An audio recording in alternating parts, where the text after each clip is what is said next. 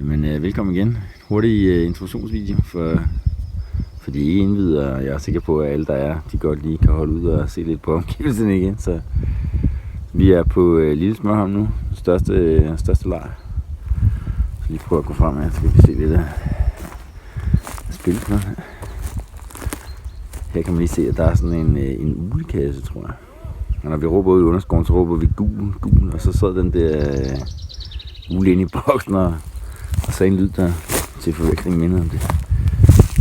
Der er lidt sumpigt hernede, så der kan man ikke rigtig komme til, men ellers så kan man se Store Smørholm derovre. Og lige ret frem, der har vi Tvillingeholmen. Og så går resten af banen ellers den her vej ud. Så man går rundt her på bossen, det kan vi godt lide.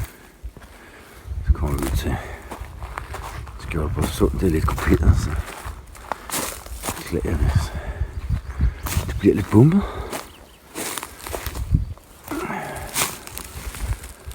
Så skal vi op her, så kan man komme ind og se.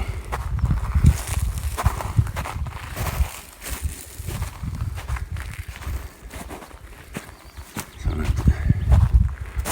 et lille stykke vand her, hvor man kan komme igennem med kanoer, hvis man er heldig. Ikke lige støder på en sten. Så åbner landskabet op herude mod den anden side.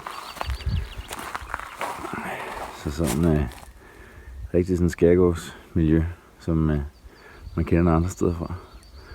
Simpelthen så fint. Her mod vest, så der er de vilde solnedgang selvfølgelig. Så det var godt lige, så jeg kunne få et hurtigt view.